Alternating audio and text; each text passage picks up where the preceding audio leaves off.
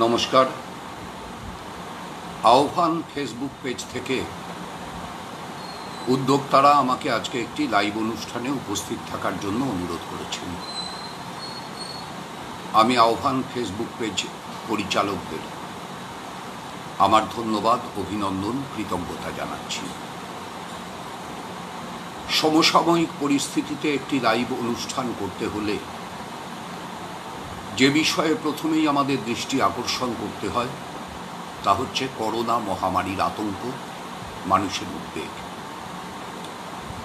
গতকাল আমাদের দেশের প্রধানমন্ত্রী রাষ্ট্রসংঘের ৭৫ বছর পূর্তি উপলক্ষে বক্তৃতা করেছেন এবং সেই বক্তৃতায় তিনি বলেছেন যে কোভিড-19 মোকাবিলায় ভারতবর্ষ সাফল্য দেখাচ্ছে। ভারতবর্ষের মৃত্যুহারকে তিনি তুলনা করেছেন আমেরিকার মৃত্যুহার, ইতালির মৃত্যুহার, ফ্রান্সের মৃত্যুহার ইত্যাদি দেশের মৃত্যুহারের সঙ্গে। আসলে এই সংখ্যাতত্ত্ব ব্যাপারটার ভেতরে একটা অদ্ভুত জালিয়াতি করা সম্ভব। কতজন আক্রান্ত এটাকে লাখের হিসাবে আনতে হলে বা শতাংশের হিসাবে আনতে হলে জানতে হবে কতজনের টেস্ট করা হয়েছে। আমেরিকায় আক্রান্তের সংখ্যা সবচাইতে বেশি। ঘটনা যদি এমন হয় যে আমেরিকায় টেস্টের সংখ্যাও সবচাইতে বেশি, তাহলে মোট কত টেস্ট হয়েছে এবং আক্রান্ত কত, এই প্রকৃত চিত্রটা পাওয়া যায়। ১৩৮ কোটি মানুষের দেশ আমরা, ১০ লক্ষর বেশি আক্রান্ত। আমি জানি না আজকে সংখ্যাটা ১১ লক্ষ ছুঁয়েছে কিনা। কতজনের টেস্ট হয়েছে, কতজনের টেস্ট হয়েছে এই সংখ্যাটা ছাড়া কতজন আক্রান্ত এই সংখ্যাটা ভিত্তিহীন। যা আক্রান্ত আমেরিকায় তাতে যা মৃত আমেরিকায়, যা আক্রান্ত ভারতে তাতে যা মৃত ভারতে, সেই অনুপাতে আমাদের মৃত্যুর হার আমেরিকার চাইতে কম নিঃসন্দেহে। কিন্তু যা টেস্ট হয়েছে আমেরিকায়, যা টেস্ট হয়েছে ভারতে, সেই অনুপাতটা আমাদের সকলের অজানা। প্রধানমন্ত্রী যে হিসেবে কৃতিত্ব দাবি করেছেন, ঠিক সেই হিসেবটাকে আমরা যদি ভারতের সঙ্গে বাংলাদেশের তুলনামূলক আলোচনায় ফেলি, তাহলে দেখব বাংলাদেশে মৃত্যুর হার আমাদের চাইতে কম। আমরা যদি একই হিসেবকে পাকিস্তানের সঙ্গে আলোচনায় ফেলি, নেপালের সঙ্গে আলোচনায় ফেলি, ভুটানের সঙ্গে আলোচনায় ফেলি, তাহলে দেখব এই দেশগুলোতে মৃত্যুর হার আমাদের চাইতেও কম। সব মিলিয়ে গোটা পৃথিবীতে কোভিডে মৃত্যুর হার ২.৪%। কোভিড খুব একটা মারণ অসুখ না, কিন্তু কোভিডকে এই রকম ভয়ঙ্কর প্রচারের মধ্যে নিয়ে এসে সমস্ত মানুষের ভিতর আতঙ্ক ছড়ানোর পেছনে কোনো রাজনৈতিক, অর্থনৈতিক অসৎ উদ্দেশ্য আছে কিনা, তাও গভীরভাবে বিবেচনার বিষয়। গোটা বিশ্বের পুঁজিবাদ তারা আজকে এমন একটা পরিবেশ তৈরি করেছেন যে মানুষ আজকে কোভিডের জন্য টিকার দাবি করছেন। আপনি একবার শুধু যদি ভাবেন, টিকাটা যিনি আবিষ্কার করবেন, পেটেন্টটা যার নেওয়া থাকবে, যদিও তার আগেই আপনি নিশ্চয়ই জেনে গেছেন যে ইতিমধ্যে ৭খানা পেটেন্ট নেওয়া হয়ে গেছে কোভিড ভাইরাসের টিকার দেখা নেই, ৭টা পেটেন্ট কিন্তু হয়ে গেছে। ২০১৫ সালে বিল গেটস, বিশ্বের অন্যতম প্রধান ধনকুবের, তিনি একটি সেমিনারে বলছেন যে আমাদের এর পরের লড়াইটা লড়তে হবে একটা ভয়ঙ্কর মহামারীর সাথে। বিশ্ব পুঁজিবাদের ভিতর এমন ভাবনা হচ্ছে যে মানুষের শরীরে কোনো মাইক্রোচিপস ঢুকিয়ে দেওয়া যায় কিনা, যাতে সে রোগমুক্ত থাকতে পারে। এটা কি রোগমুক্তির জন্য, নাকি মানুষের চিন্তা চেতনাকে নিয়ন্ত্রণের জন্য? প্রশ্ন উঠছে। একবার যদি মানুষের চিন্তা চেতনাকে নিয়ন্ত্রণ করা যায়, তাহলে পরে ওয়ান ওয়ার্ল্ড অর্ডার সিস্টেমকে ওয়ান অর্ডার সিস্টেমে পরিণত করা যায় খুব সহজে। সুতরাং কোভিড অনেকগুলো অর্থনৈতিক, রাজনৈতিক, দার্শনিক প্রশ্ন নিয়ে আমাদের কাছে হাজির হয়েছে। নিশ্চিতভাবেই রোগটা ভয়ঙ্কর। আমাদের সকলের অত্যন্ত সতর্ক থাকা উচিত, সজাগ থাকা উচিত। রোগটার সংক্রমণ ক্ষমতাও অতীব তীব্র, কিন্তু মারণ ক্ষমতা ততটা তীব্র না। এবং এই সংক্রমণ ক্ষমতাকে ভোতা করে দেওয়ার যে উপাদান, সেই উপাদান আমাদের সকলের জানা। আমাদের রাজ্যের মাননীয় মুখ্যমন্ত্রী বলেছেন কোভিডকে পাশবালিশ করে নিয়ে শুতে। সেটা সংক্রমণ মোকাবিলার পদ্ধতি না। আমাদের রাজ্যের মাননীয় মুখ্যমন্ত্রী বলেছেন যে এত মৃতদেহ কোথায় পোড়াবো,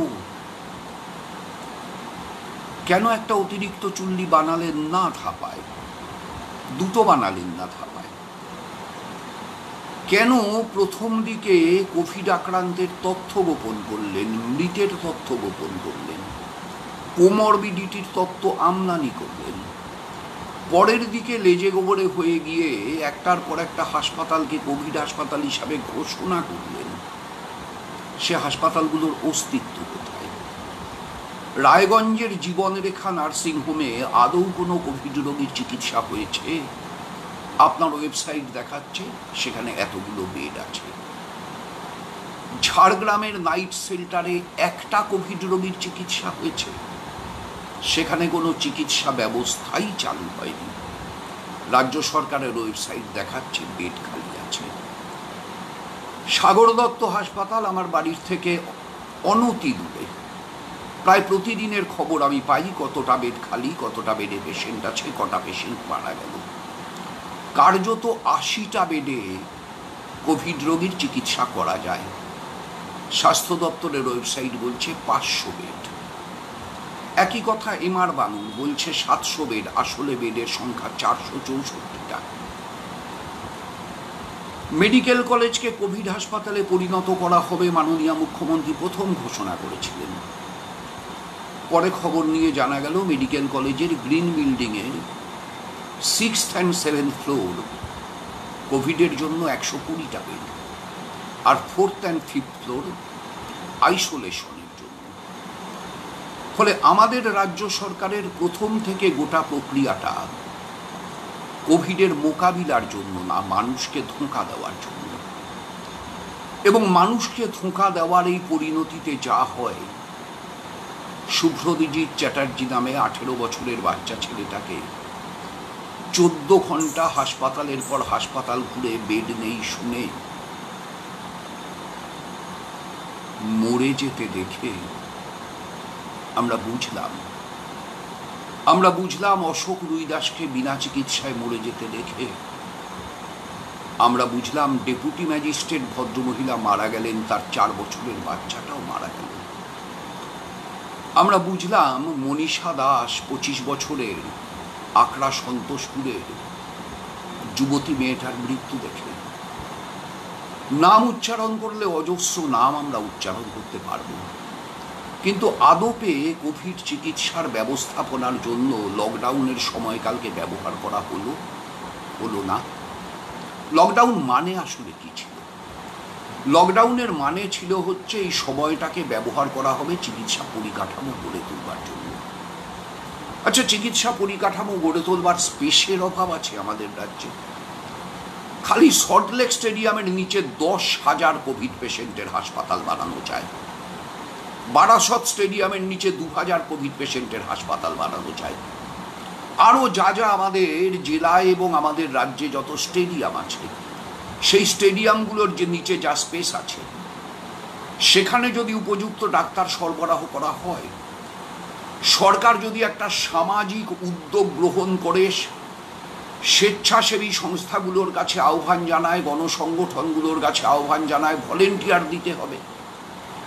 প্রচুর ছেলে মেয়ে আছে যারা জীবনের ঝুঁকি নিয়ে স্বেচ্ছাসেবকের কাজ করতে রাজি, উপযুক্ত সুরক্ষা পেলে। কিন্তু কি ভারত সরকার, কি রাজ্য সরকার কোভিডের বিরুদ্ধে যুদ্ধ করতে নামালেন ডাক্তারদের উপযুক্ত পিপিই কিট দিলেন না, ডাক্তারদের উপযুক্ত মাস্ক দিলেন না, এমনকি প্রথম পর্যায়ে উপযুক্ত স্যানিটাইজার পর্যন্ত দেওয়া হচ্ছিল না। আর এখন তো ভারত সরকারকে মদ বাঁচাবে, অ্যালকোহলযুক্ত স্যানিটাইজার, তার উপরে জিএসটি, মাস্কের উপরে জিএসটি, মদ খেলে 30% ট্যাক্স, হাতে ঘষলে 18% ট্যাক্স। যে সরকারের উচিত এটা বলা যে যখন মাস্ক কিংবা স্যানিটাইজার প্রতিদিনের অবশ্য প্রয়োজনীয় দ্রব্য হিসেবে আমাদের সামনে এসেছে, তখন এগুলোর উপর থেকে জিএসটি তুলে নেব আমি। তাহলে তো বোঝা যাবে যে সরকারের ঘোষণা সবকা সাথ সবকা বিকাশ, আর রাজ্য সরকারের ঘোষণা সকলের উন্নয়ন, সেটার প্রতি তাদের ন্যূনতম দায়বদ্ধতা আছে। আসলে বিকাশ শব্দটার যে বরবাদ অর্থ হতে পারে এটা ভারতবাসী আগে বোঝেননি। আজকের নরেন্দ্র মোদীকে দেখে, তার সরকারকে দেখে ভারতবাসী বুঝছে। ভার্চুয়াল আচ্ছেদিন পেরিয়ে এসেছেন ভারতবাসী। ভার্চুয়াল আচ্ছেদিন পেরোনোর শেষে ভার্চুয়াল কালোধন উদ্ধারও ভারতবাসী দেখেছেন। তারপর ভার্চুয়াল যুদ্ধ দেখেছেন। পুলওয়ামার তদন্ত রিপোর্ট আজ পর্যন্ত বেরোলো না কেন? তদন্ত কমিটি তো একটা গঠন করেছিল ভারত সরকার।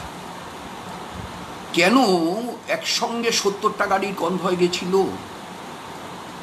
ঠিক নির্বাচন সামনে ছিল বলে। কেন একটা বাসের ভিতর 7টা আলাদা আলাদা কোম্পানির ফৌজিরা ছিলেন? কেন সেই ফৌজিদের মধ্যে একজনও গুজরাটি ছিলেন না? গুজরাটের কেউ ফৌজি হন না বলে, গুজরাটের কেউ দেশপ্রেমিক নন বলে, দেশ সেবার জন্য আসেন না বলে, দেশের হয়ে সীমান্তে লড়েন না বলে? আজ পর্যন্ত যুদ্ধে একজন গুজরাটি সেনার মৃত্যুর খবর কেউ কোনোদিন পেয়েছি? নরেন্দ্র মোদীর মাটিটা এইরকম, অমিত শাহের মাটিটা এইরকম। সেই মাটির থেকে ঠিক একটা মোহনদাস করমচাঁদ গান্ধী উঠে এসেছিলেন গোটা জাতির নেতৃত্ব দেওয়ার জন্য। কিন্তু বাকিটার ভিতর কিছু পাচ্ছি না আমরা। ফলে একটা আপনি গুজরাটি দেশভক্ত সেনা পেলেন না। নরেন্দ্র মোদীও দেশভক্ত নন বলে কালোধন উদ্ধারের নাম করলেন, আমাকে আপনাকে ব্যাংকের লাইনে দাঁড় করালেন। আর অমিত শাহ যে ব্যাংকের চেয়ারম্যান, বোর্ড অফ ডিরেক্টরসের মেম্বার, তার ছেলে জয় শাহ যেখানকার মেম্বার, সেখানে ঠিক নোটবন্দির আগে লক্ষ লক্ষ কোটি কোটি টাকা ঢুকে গেল। কি করে বাবা রামদেব অ্যাডভান্স 2018 সালে ঘোষণা করেছিলেন, এই 2014 সালে ঘোষণা করেছিলেন যে নরেন্দ্র মোদী প্রধানমন্ত্রী হলে বড় নোট সেটা একদিন বাজেয়াপ্ত হবে। এই সংবাদগুলো যত সামনে আসছে তত বোঝা যাচ্ছে যে গোটাটার পেছনেই কর্পোরেটদের সাহায্য করার পরিকল্পনা। এবং সেই হিসেবে আপনি দেখলেন যে একজনের পর একজন 23 জন গুজরাটি সহ 28 জন ভারতীয় তারা টাকা মেরে বিদেশে পালালো এবং তাদের কাউকে দেশে ফেরত আনা গেল না।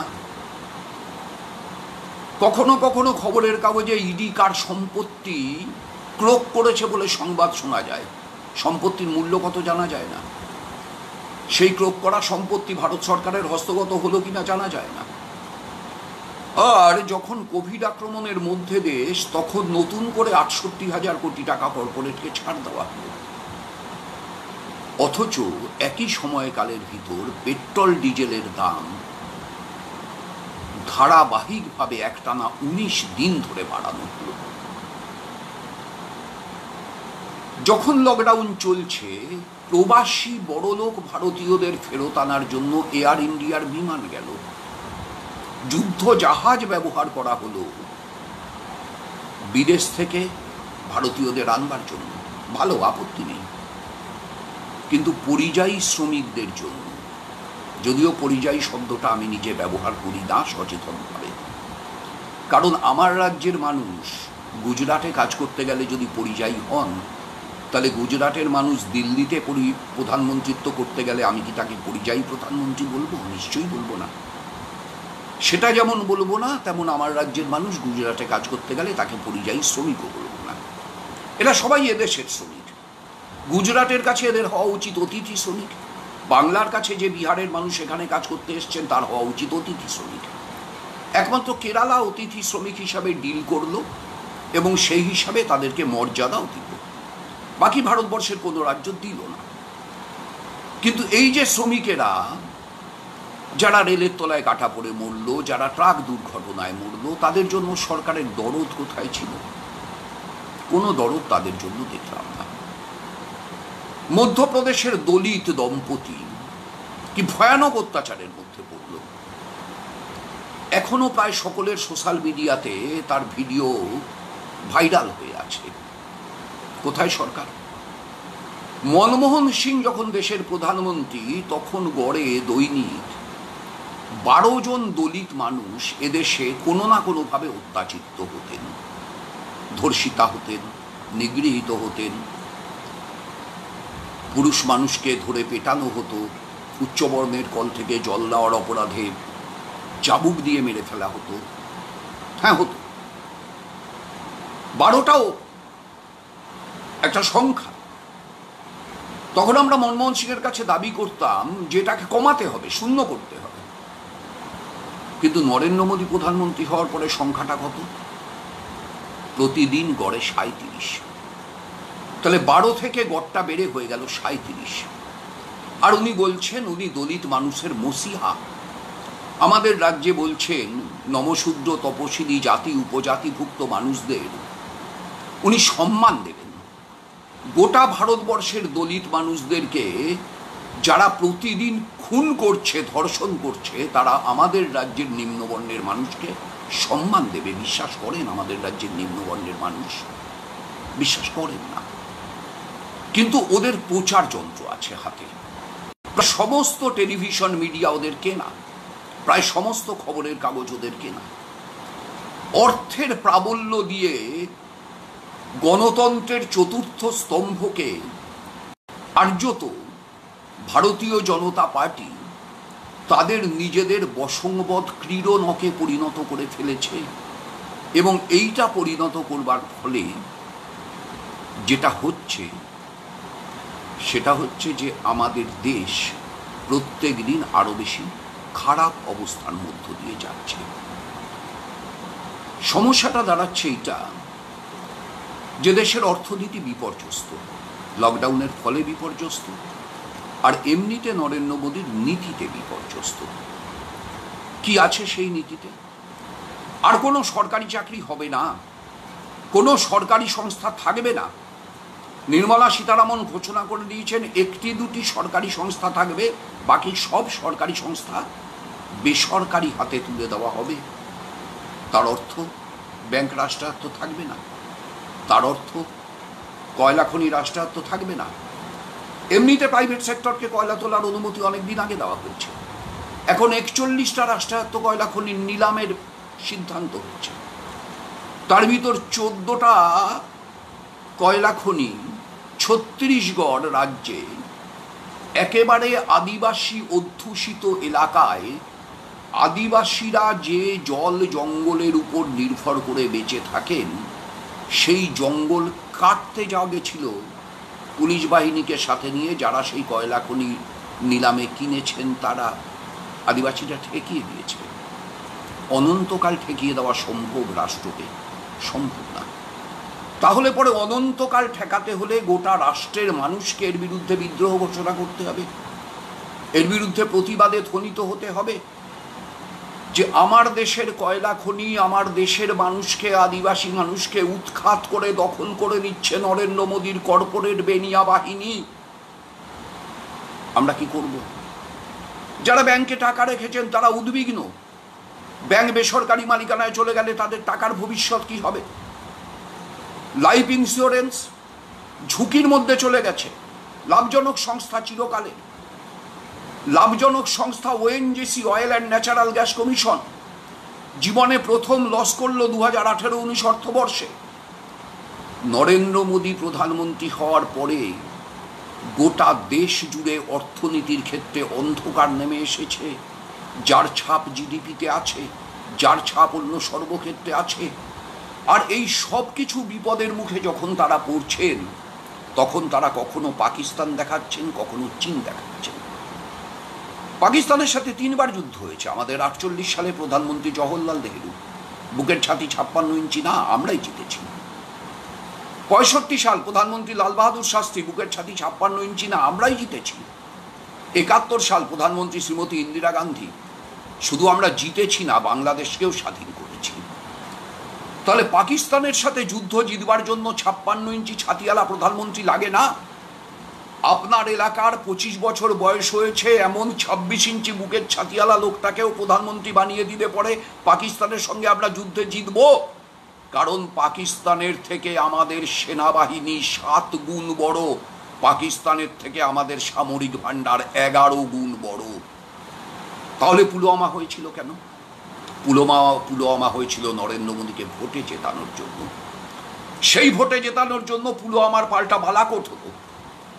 আজ পর্যন্ত ভারতীয় সামরিক বাহিনী একটা ছবি দেখাতে পারলো বালাকোটে তারা কি কি ধ্বংস করেছে? দেখাতে পারলো না।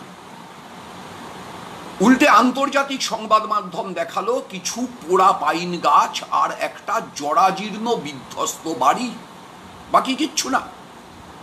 তাহলে পুলওয়ামাটাও নাটক, বালাকোটটাও নাটক। দুটোরই প্রয়োজন ছিল একটা নির্বাচনের মুখে দাঁড়িয়ে। আজকে সব দিক থেকে জেরবার নরেন্দ্র মোদীর সরকার আর একটা পরিস্থিতিতে দাঁড়িয়ে চীনকে সামনে আনলো। চীন আমাদের দেশে প্রবেশ করেছে। আমরা বামপন্থীরা এর তীব্রতম বিরোধী। আমাদের দেশের 1 ইঞ্চি জমি যদি চীন দখল করে থাকে, চীনকে সেখান থেকে উৎখাত করতে হবে। কোনো সংশয় নেই এই প্রশ্নে, কোনো সংশয়ের কোনো প্রশ্ন নেই। আমরা সিপিআইএম কোনোদিন চীনপন্থী না, কোনোদিন রুশপন্থী না। আমাদেরকে অভিযুক্ত করা হয় না আমরা চীনপন্থীও না, আমরা রুশপন্থীও না। আমরা মার্ক্সবাদী, আর মার্ক্সবাদ শেখায় মার্ক্সবাদকে নিজের দেশের মতো করে প্রয়োগ করতে হবে। আমাদের দেশের স্বাধীনতা, আমাদের দেশের সার্বভৌমত্ব আমাদের কাছে সর্বাগ্রগণ্য। আমাদের দেশের জনগণ আমাদের পার্টি কর্মসূচি অনুযায়ী সার্বভৌম, সেই জনগণের স্বার্থ আমাদের কাছে প্রধান। কিন্তু বিকৃত প্রচার, অপপ্রচার, মিথ্যা প্রচার লাগাতার চালিয়ে যাচ্ছে বিজেপি।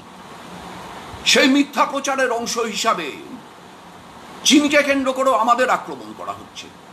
আমরা তো বলছি যদি চীন 1 ইঞ্চি জায়গায় ঢুকে থাকে তুমি সরাও। আর প্রধানমন্ত্রী কি বললেন? ভারতবর্ষের 1 ইঞ্চি জায়গার ভেতরে কেউ ঢোকেনি, আমরা বলিনি, প্রধানমন্ত্রী বলেছেন। তাহলে আমাদের যে 20 জন সেনা মারা গেল, সেই সেনারা কোথায় মারা গেল? চীন আমাদের ভেতরে ঢোকেনি প্রধানমন্ত্রীর কথা অনুযায়ী, তাহলে কি আমরা চীনের ভেতরে ঢুকেছিলাম, তাতে আমাদের সৈন্যরা মারা গেল? উত্তর নেই। কিন্তু আমাদের যে জওয়ানরা মারা গেল, সেই জওয়ানদের পরিবারের কাছে দেশের প্রধানমন্ত্রী কি কৈফিয়ত দেবেন? কেন সামরিক বাহিনীর প্রধান পরামর্শদাতা অজিত দোভাল চুপ করে বসে থাকলেন? কেমন সামরিক বাহিনীর প্রধান বিপিন রাওয়াত চুপ করে বসে থাকলেন? তারপরে প্রধানমন্ত্রী 15 দিন বাদে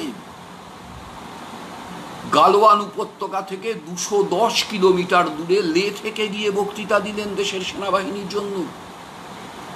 নাটক। আর কত নাটক করবেন মাননীয় প্রধানমন্ত্রী? প্রতি বছর 26শে জানুয়ারি, 15ই আগস্ট অনেক বক্তৃতা দেন। বছরের একটি নির্দিষ্ট দিন সেনাবাহিনীর সঙ্গে কাটান, কোনো আপত্তি নেই, কাটান। কিন্তু মনমোহন সিংয়ের আমলে ভারতবর্ষের কত সৈন্য শহীদ হয়েছিল? 10 বছরে 172। আপনার 6 বছরে কত? সংখ্যাটা 800-র কাছাকাছি। আপনার কি কৃতিত্ব দাবি করার অধিকার আছে? আপনি আমাদের সেনাবাহিনীকে রক্ষা করতে পারছেন? পারছেন না। আমাদের সেনাবাহিনীতে আমাদের মতো মধ্যবিত্ত, নিম্নবিত্ত পরিবারের ছেলেরা যায়, জওয়ান হিসাবে যোগ দেয়, দেশ সেবা, জীবিকা। অন্য জীবিকার রাস্তা বন্ধ, আপনি জীবিকা দিতে পারছেন না। আপনি মেক ইন ইন্ডিয়ার স্লোগান দিলেন, 3300 কোটি টাকা দিয়ে সর্দার বল্লভভাই প্যাটেলের মূর্তি চীনের কোম্পানিকে দিয়েই বানালেন। 570 কিলোমিটার রাস্তার বরাত চীনের ইনফ্রাস্ট্রাকচার কোম্পানিকেই দিয়েছেন। কেন আমাদের নিজস্ব কোনো মোবাইল ব্র্যান্ড নেই? কেন আমাদের নিজস্ব কোনো টেলিভিশন ব্র্যান্ড নেই?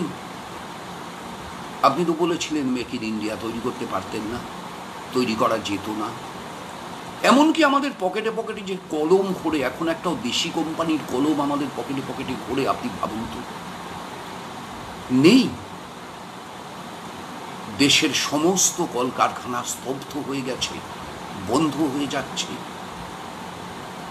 আর বিদেশিদের আমাদের দেশকে লুট করার মৃগয়া ক্ষেত্র প্রত্যেক দিন প্রশস্ত হচ্ছে। আমাদের রাজ্যের মুখ্যমন্ত্রী 2011 সালে ভোটের আগে বললেন, ক্ষমতা এলে শিল্প কি করে আনতে হয় দেখিয়ে দেব। কি দেখিয়ে দিলেন? শতাব্দী প্রাচীন হিন্দ মোটর বন্ধ। কি দেখিয়ে দিলেন? বেঙ্গল কেমিক্যাল প্রায় বন্ধ হতে বসেছিল করোনার কারণে, হাইড্রোক্সিক্লোরোকুইন কিছুটা বেঁচে থাকবার রসদ জোগাল। কি দেখিয়ে দিলেন? দুর্গাপুর দেশের অন্যতম বৃহত্তম শিল্পাঞ্চল, তার একটার পর একটা কারখানা বন্ধ হচ্ছে। কোনো একটা সময় নেই যে সময়ে 50% জুট মিল বন্ধ থাকে না, যেসব বন্ধ হয়ে গেল। HMV বন্ধ হয়ে গেল। কি দেখালেন? কল্যাণী স্পিনিং মিল বন্ধ হয়ে গেল। একটার পর একটা কলকারখানা বন্ধ হয়ে যাচ্ছে। মাননীয় মুখ্যমন্ত্রী 9 বছর সময়কালে খবরের কাগজে বিজ্ঞাপন দিয়ে, রিমোট কন্ট্রোলে অনেক কিছু উদ্বোধন করেছেন। কেউ কোথাও একটা ছবি দেখাতে পারবেন মাননীয় মুখ্যমন্ত্রী একটা নতুন কারখানার ফিতে কেটে উদ্বোধন করেছেন? আচ্ছা ভাবুন তো, 2011 সালে যে ছেলেটা মাধ্যমিক পরীক্ষা দিয়েছিল, যদি ধরে নেন তার বয়স ছিল 16, 2020 সালে তার বয়স হচ্ছে 25। আচ্ছা 2016 সালে যে ছেলেটা স্নাতক হয়েছিল তার বয়স ছিল 21, আজকে 31। একটা শিক্ষিত প্রজন্মের জেনারেশন, একটা গোটা জেনারেশন, শিক্ষিত জেনারেশন কাজ পাওয়ার আওতার বাইরে চলে গেল। কেউ কাজ পেল না। কি কর্তব্য পালন করলেন আমাদের ভবিষ্যৎ প্রজন্মের জন্য? কোথায় অ্যামাজন একটা গোডাউন ভাড়া নিয়েছে, সেটা শিল্প? কোথায় ফ্লিপকার্ট একটা নতুন গোডাউন করেছে, সেটা শিল্প?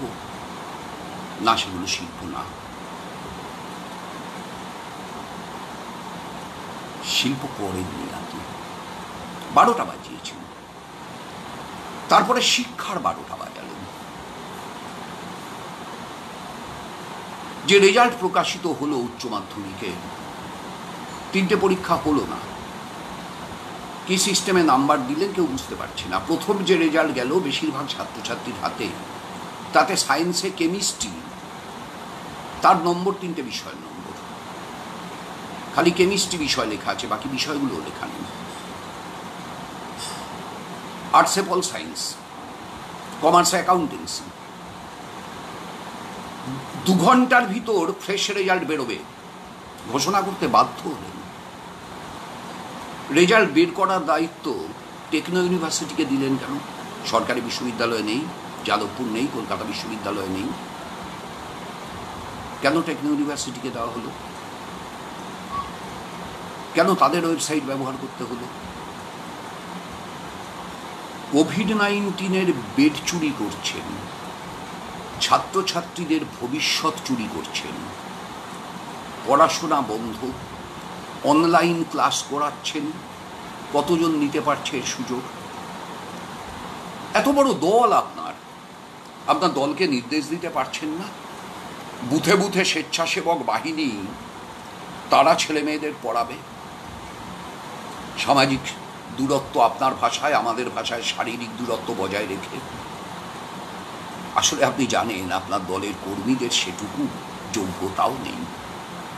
তারা কেবলমাত্র আমফান ঘূর্ণিঝড়ে বিধ্বস্ত পরিবারগুলোকে তাদের প্রাপ্য টাকা থেকে বঞ্চিত করে নিজেদের অ্যাকাউন্টে সেই টাকা নিয়ে নিতে পারে। এই কাজটা তারা খুব সাফল্যের সাথে করছে। খবরের কাগজে বেরিয়েছে, টিভিতে বেরিয়েছে, নাম উল্লেখ করার আর কোনো প্রয়োজন নেই।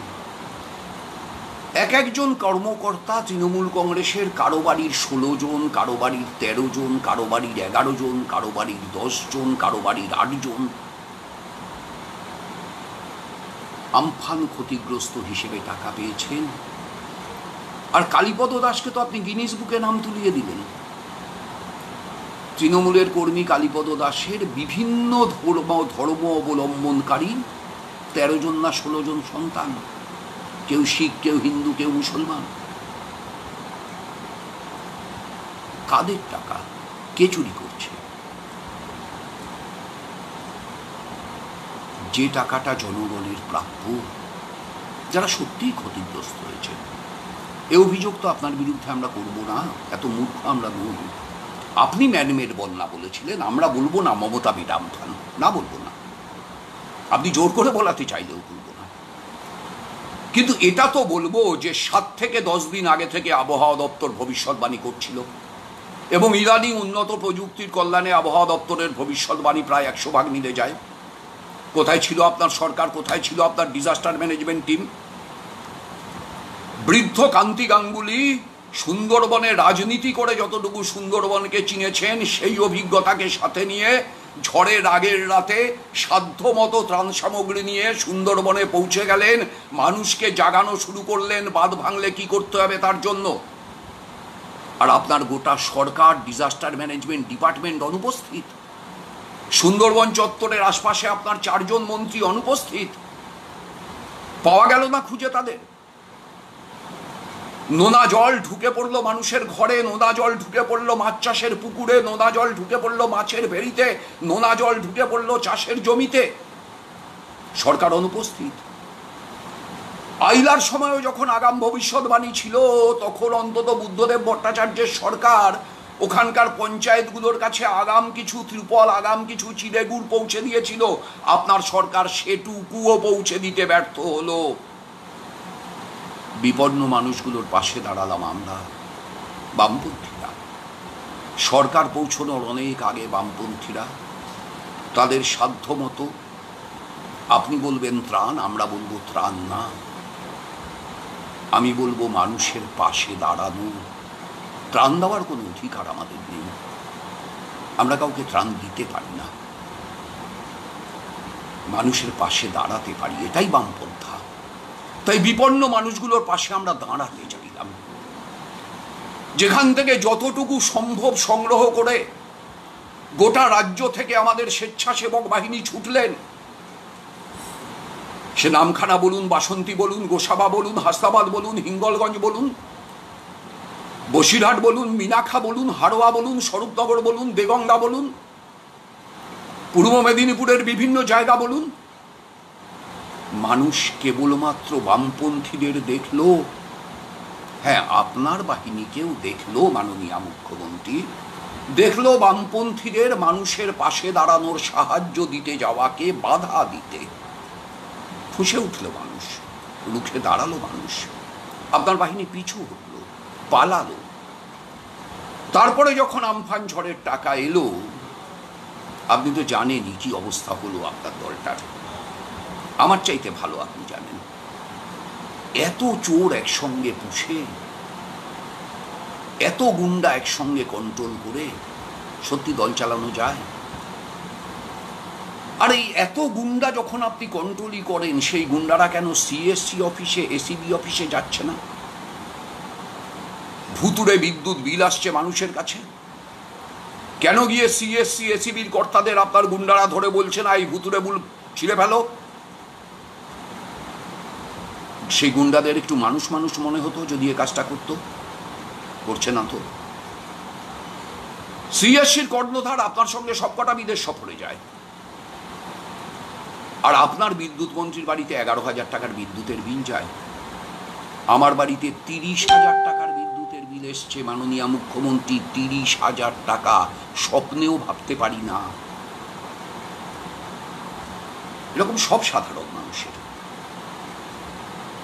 সাধারণ মানুষের ক্ষেত্রে এই রকম ঘটনা ঘটছে। ফলে যেটা বাস্তবে ঘটছে, আপনার সেদিকে নজর নেই কেন? সেদিনে নজর যদি আপনার না থাকে তাহলে পরে কি হবে?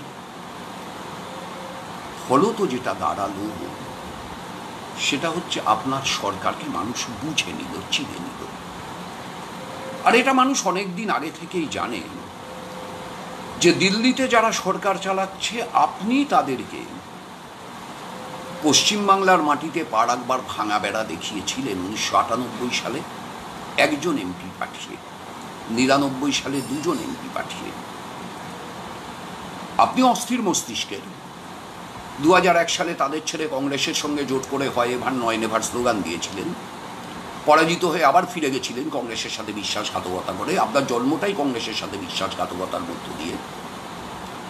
আবার গিয়ে তাদের কোলে উঠে পড়েছিলেন এবং দপ্তরবিহীন মন্ত্রী হয়েছিলেন। তারপরে তাদের সঙ্গে একসঙ্গে কর্পোরেশন করেছেন, কলকাতার কর্পোরেশন। এখন তাদের সঙ্গে হিন্দু ভোট আর মুসলমান ভোট ভাগাভাগির খেলায় নেমেছেন। আরে মানুষটা হিন্দু কিংবা মুসলমান তো পরে, হিন্দুর পেটের খিদে আর মুসলমানের পেটের খিদের যন্ত্রণা তো আলাদা না। হিন্দু কোভিড-19 আক্রান্ত হলে কম মরবে আর মুসলমান কোভিড-19 আক্রান্ত হলে বেশি মরবে, এমন তো না। হিন্দু মুসলমান নির্বিশেষে অন্য রোগের চিকিৎসা পাবে না, কারণ যে কোনো সরকারি হাসপাতালে গেলে তাকে আগে কোভিড-19 টেস্ট করা হবে। কেন কেন এত অব্যবস্থা একটা রাজ্যে? আর এই অব্যবস্থার জন্য দায়ী কে? আমি ব্যক্তিগতভাবে বলতে পারি, আপনার মন্ত্রিসভায় এমন কয়েকজন মন্ত্রী আছেন যারা সুযোগ পেলে যোগ্যতার সাথে কিছু কাজ করতে জানেন। আমি তাদের কাজের সাক্ষীও। রাজনৈতিক বিরোধিতা মানে সব কিছুর নিন্দা করা, আমি এমনটা মনে করি না। আপনার বাহিনী মনে করতে পারে, তাই আপনার বাহিনীর একজন ইতিমধ্যে কমেন্ট করেছে আমি আমার নিজের বিধানসভা কেন্দ্রে কী করেছি জানতে। হ্যাঁ, আমি আমার নিজের বিধানসভা কেন্দ্রে 31 নম্বর ওয়ার্ডকে কেন্দ্র করে সমসাথী নামে একটা সংগঠনের উদ্যোগে প্রচুর মানুষের কাছে গোটা কোভিড-19 পর্যায়ে খাবার পৌঁছে দিয়েছি। বিরাটি পূর্ব এলাকায় আমাদের কাউন্সিলর শ্যামল মজুমদারের নেতৃত্বে আমরা প্রচুর মানুষের কাছে খাবার পৌঁছে দিয়েছি। বিরাটি পশ্চিম এলাকায় আমাদের কাউন্সিলর সুস্মিতা দাশগুপ্তর নেতৃত্বে এবং সেই অঞ্চলের অন্যান্য মানুষের সহযোগিতায় ও নেতৃত্বে, সুনীল চক্রবর্তীর নেতৃত্বে আমরা প্রচুর মানুষকে খাবার পৌঁছে দিয়েছি। কিন্তু যাদের প্রয়োজন সবাইকে দিতে পেরেছি? আমরা বলছি না, পারিনি। সাধ্য আমাদের যাই থাক, স্বাদ আমাদের ততটা নেই। আমরা তো সরকার না। সরকার যা পারে একজন বিধায়ক তা পারবেন, এ দাবি আমরা করিও না।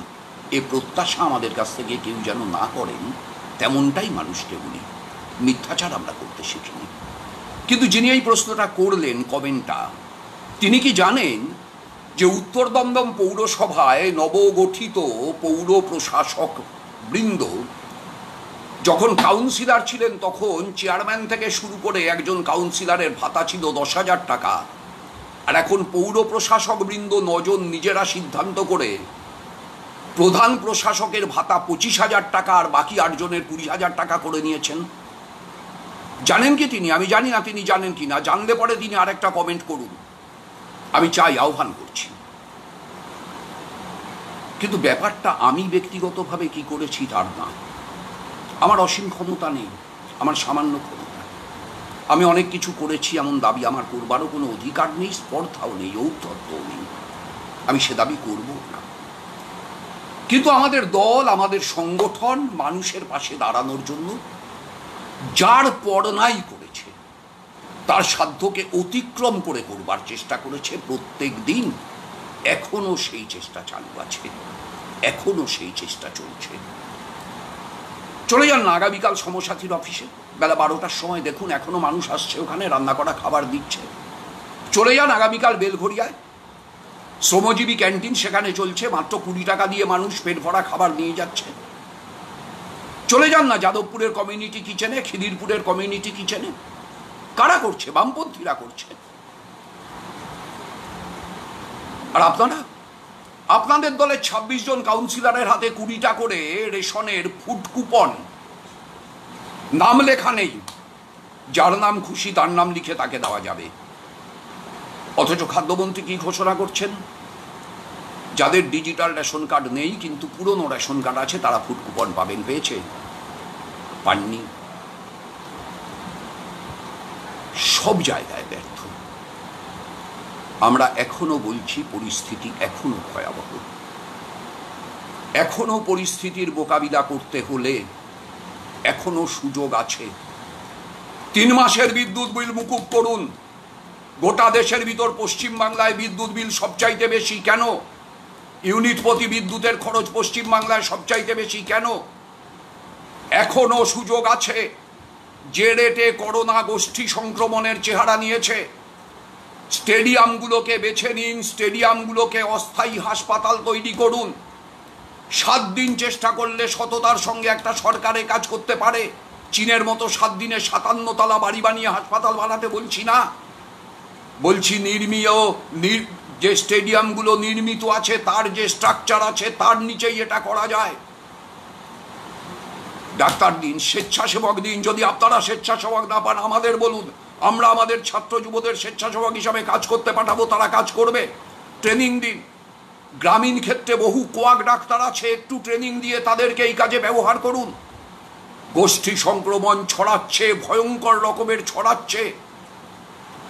গোষ্ঠী সংক্রমণ সিপিএম দেখে আসবে না, বিজেপি দেখে আসবে না, কংগ্রেস দেখে আসবে না, তৃণমূল দেখে আসবে না, সব মানুষ আক্রান্ত। আমার বন্ধু, বিশিষ্ট বন্ধু, ভালো বন্ধু, তৃণমূল কংগ্রেসের কাউন্সিলর, তৃণমূল কংগ্রেসের বিধায়ক তমনাশ ঘোষ করোনায় আক্রান্ত হয়ে মারা গেলেন। খুব দুঃখের আমার কাছে, বেদনার আমার কাছে। 6 মাস 7 মাস আগে ওর মেয়ের বিয়েতে আমি গেছি। আমার আরেক বন্ধু তৃণমূলের কাউন্সিলর সুজিত বোস আক্রান্ত হলেন, ফিরে এসেছেন সুস্থ হয়ে, সুখবর। নির্মল ঘোষ ফিরে এসেছেন সুস্থ হয়ে, সুখবর। কিন্তু তমনাশকে তো আমরা রাখতে পারলাম না। যেমন শুভ্রদীপকে রাখতে পারলাম না, অশোককে রাখতে পারলাম না, মনীষাকে রাখতে পারলাম না, রাখতে পারলাম না দেবমাল্য বিশ্বাসকে, তেমন তমনাশকেও তো রাখতে পারলাম না। মাননীয় মুখ্যমন্ত্রী, এখনো সময় আছে। রোগ আপনাকে দেখে আমাকে দেখে থামবে না, আপনাকে দেখে আমাকে দেখে আসবেও না। গোটা পশ্চিমবাংলা তাকিয়ে আছে। আপনি যতক্ষণ মুখ্যমন্ত্রী আপনার দিকেই তো তাকিয়ে থাকবেন। হ্যাঁ, এটা ঠিক, 2021 সালের পরে আপনি আর মুখ্যমন্ত্রী থাকবেন না। আপনার বিদায়ের ঘণ্টা বেজে গেছে। পশ্চিমবাংলার সর্বত্র এই মুহূর্তে সবচাইতে সামাজিকভাবে ঘৃণিত রাজনৈতিক দলের নাম তৃণমূল কংগ্রেস। সে মর্যাদা আপনি আপনার দল অর্জন করে ফেলেছে। কিন্তু তবু আগামী 10 মাস আপনি মুখ্যমন্ত্রী থাকবেন এবং আমারও মুখ্যমন্ত্রী আপনিই থাকবেন। এই 10 মাস সময়কে ব্যবহার করুন। কোনো সিপিএমের জন্য না, কোনো তৃণমূলের জন্য না, বাংলার জন্য ব্যবহার করুন। বাংলাকে বাঁচানোর জন্য ব্যবহার করুন। যতটুকু সময় আছে ততটুকু সময় চুরি, জোচ্চুরি, ডাকাতি বন্ধ করান। আপনার দলের পঞ্চায়েত সদস্য মেদিনীপুরে গাছ কেটে টাকা চুরি করছে এই সময়কালের মধ্যে। আপনার দলের চেয়ারম্যান অ্যাম্বুলেন্সের ইঞ্জিন বিক্রি করে দিচ্ছে এই সময়ের মধ্যে টাকা আয় করার জন্য। আপনার শেখ সুপিয়ানের বাড়ি আপনি দেখেছেন। পাথর প্রতিবার আমাদের প্রাক্তন বিধায়ক যোগেশ্বর দাসের বাড়িটা একটু দেখে আসবেন। আমাদের বর্তমান বিধায়ক লাভপুরের, এই লাভপুরের বলছি, আমাদের বীরভূমের নানুরের শ্যামলী প্রধানের বাড়িটা একটু দেখে আসবেন। আর আপনার দলের একটা কাউন্সিলরের 2011 সম্পত্তির পরিমাণ আর 2020 সম্পত্তির পরিমাণের একটা হিসেব নেবেন। আপনি নেন বা না নেন, মানুষ নেয়, মানুষ দেখে চোখে। কালীঘাটের মোড়ে হঠাৎ গজিয়ে ওঠা 7 তালা বাড়ি, ভবানীপুরার কালীঘাটের মাঝখানে শান্তিনিকেতন, মানুষ সে বাড়িটারও ইতিহাস জানে। হরিশ চ্যাটার্জি স্ট্রিটের হরিশ ব্যানার্জি স্ট্রিটে রূপান্তরিত হওয়ার ইতিহাসও মানুষ জানে। মানুষের জানাকে ঠেকানোর কোনো মেকানিজম আজ পর্যন্ত আবিষ্কৃত হয়নি। সুতরাং মানুষের জানাকে আপনিও ঠেকাতে পারবেন না, আমিও ঠেকাতে পারব না। করার মাত্র একটাই, আমরা সবসময় গঠনমূলক সমালোচনা করি। কোভিড আক্রান্তদের, কোভিডে যখন আক্রান্ত, আমরাই তো প্রথম সিদ্ধান্ত করেছি যে আমরা সকলে আমাদের স্থানীয় এলাকার হাসপাতালের উন্নয়নের জন্য 10 লক্ষ টাকা করে দেব। আমরা তো প্রথম সিদ্ধান্ত করেছি, আপনার দল সিদ্ধান্ত করেনি।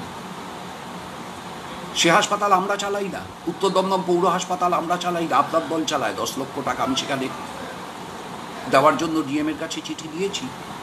নিউ ব্যারাকপুরের পৌর হাসপাতাল আমরা চালাই না, তৃণমূল কংগ্রেস চালায়। সেই হাসপাতালে দেওয়ার জন্য 10 লক্ষ টাকা আমি ডিএমের কাছে সুপারিশ করেছি, আমাদের সব বিধায়করা করেছেন। যেখানে প্রয়োজন আপনার পাশে দাঁড়াতে আমাদের কোনো আপত্তি নেই। বিশ্বাস করুন, সর্বদল বৈঠকেও বলে এসেছি, আমাদের নেতারা সূর্য মিশ্র, সুজন চক্রবর্তী বলে এসেছেন, সরকার গঠনমূলক কাজ করলে আমরা সহযোগিতা করব, কিন্তু সরকার মানুষের গলা টিপে ধরলে, সরকার মানুষের উপর অত্যাচারের স্টিম রোলার চালালে, সে সরকার রাজ্য সরকারই হোক আর দিল্লির সরকারই হোক, আমাদের গলা কাঁপবে না, আমাদের পা কাঁপবে না, আমাদের একজন কর্মীও পিঠে আঘাত নিয়ে মরবে না। সমস্ত আঘাতকে বুকে নিয়ে আমাদের প্রতিবাদ, আমাদের প্রতিরোধ জারি থাকবে, থাকবেই, আপনি আটকাতে পারবেন না।